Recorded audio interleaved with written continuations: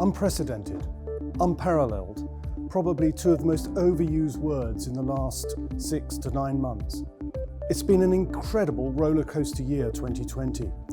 Since we first heard about COVID-19 emerging from China at the end of last year, it's spread around the world with such force and rapidity that we haven't been able to keep up with the challenges that it has given us.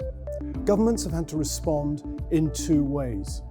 Firstly, the healthcare and well-being of their own populations, getting hospitals up to speed, getting local healthcare up to speed, getting incentives behind vaccines and the development of vaccines, which are still quite some way off. And the other side of the coin they've had to deal with is to deal with the economic impact as a consequence of the actions they're taking to protect their populations from COVID-19. This has given a massive rise in unemployment. It has damaged the GDPs of most countries around the world to a level that is almost like the Great Depression. When will it end? How will it end? I think a lot of that is yet unscripted and unknown.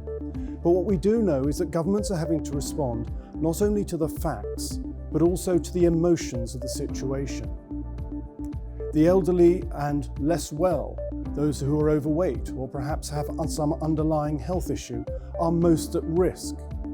And yet we're also seeing long-term COVID impact of younger people that are carrying the disease and living with it for a much longer period. And that is having a negative impact on people's perceptions of how we should deal with COVID-19. Returning to the economic consequences, unemployment rising, yes, but there's been changes around the world in how it impacts us. Firstly, in places like Australia and the UK, where furloughing schemes were introduced, the unemployment rate actually grew quite slowly, and we've possibly not even seen the real impact of unemployment yet until those furlough schemes cease to exist. In America, where of course there is very little protection for employees, we saw an immediate impact in a rise in unemployment and what that means socially for those who are unemployed. Here in Thailand, we have seen unemployment rise at a very rapid level. In fact, it's probably the highest level of unemployment most people have ever seen in Thailand in certainly the last 15, 20 odd years, if not longer. So in coming to terms with COVID-19, governments are treading a very narrow line, and perhaps there is a misbelief that a vaccine is going to be the cure for all ills. We've had other viruses around for many, many years, and vaccines have only been partially effective. We've also had to learn to live with those viruses and adapt the way we act. It will be exactly the same for COVID. We cannot expect a magic wand solution through a vaccine. It will be how we adjust to live in what will be a post-COVID world where COVID still exists. Of course, there's been a lot else going on around the world at the same time, and perhaps a lot of our eyes have been taken off those other global events by COVID and its seriousness. China has actually been doing quietly quite well, but at the same time it's been sort of looking at its borders, a little flurry with India in terms of where the border sits between the two countries. On the coastal area, claiming a bit more of the coastal land to themselves. China has been making its presence felt around the world. We've seen it in Hong Kong. We've seen it in the way they've expanded throughout their influence in Africa. It's a changing world we're living in. We've had Brexit with the UK and Europe, still not resolved, but again having a massive impact on the future economic stability of the UK and how it competes on a world basis. We've had trade tensions between Donald Trump and China, a real frustration in the background and a balancing out. But again, now that China seems to be through the worst of COVID, it's got its act back together and is ploughing ahead steadily, whilst the USA still has a long way to go in that level of recovery. And on top of that, in the USA, we have the elections coming up in the near future. What impact will that have upon the global economy, the economy within the USA, and other attitudes around the world?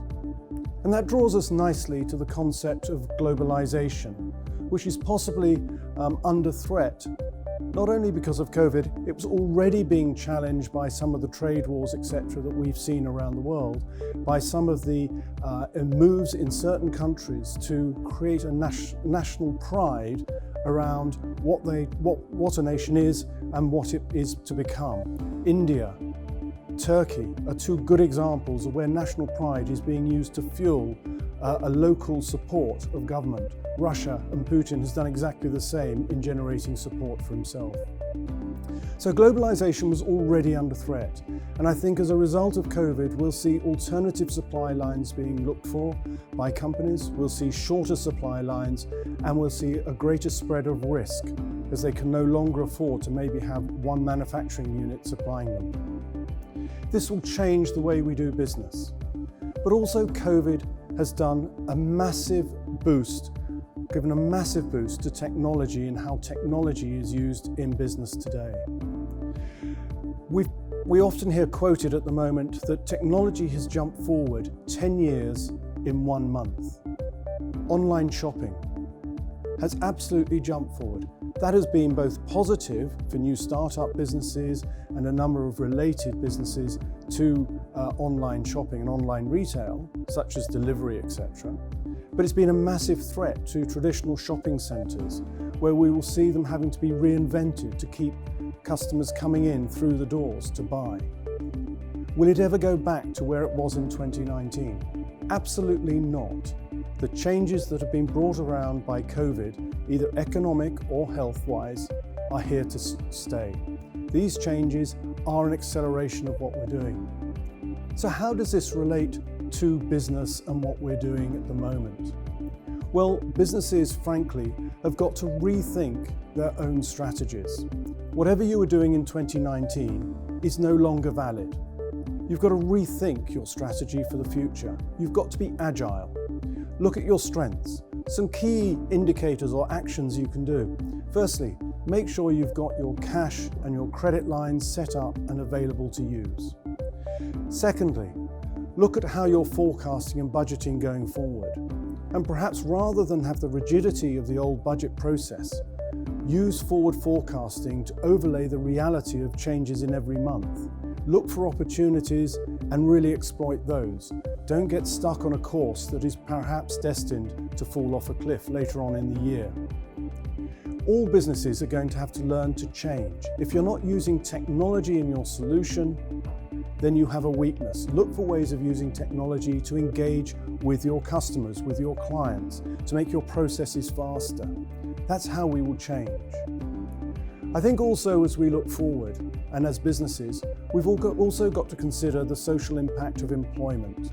And I think governments have got to put money aside, not only for investment in healthcare facilities, but also in infrastructure and getting business and industry back underway and going again. Here in Thailand, we need to take those that are unemployed now and get them back into the workforce. And this is very important, not just from a commercial point of view, but also from a sustainability point of view. If we have unemployment, we will have greater social unrest. And with social unrest and troubles at home, a lack of income, a lack of pride of being able to go to work, business failures, we will see a greater level of domestic violence, of suicides, and other actions that are less palatable for a mature society. Is it all doom and gloom? Absolutely not. We have to deal with the situation we're in now. But if we look forward and look for opportunity, startup businesses are doing particularly well at the moment. They're identifying easier ways of operating, cheaper ways of operating, faster ways of engaging with their customers and clients. They will do well. Other industries are also adapting how they operate and how they're looking forward. Again, they will do well and grow. Other businesses will find it tougher. We know how hard it's been within tourism and especially within the aviation industries here in Thailand.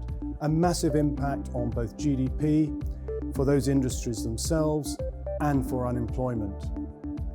But we must learn to regenerate and we must look to the future and find solutions. We cannot put our head in the sand and say it's not important, it doesn't matter.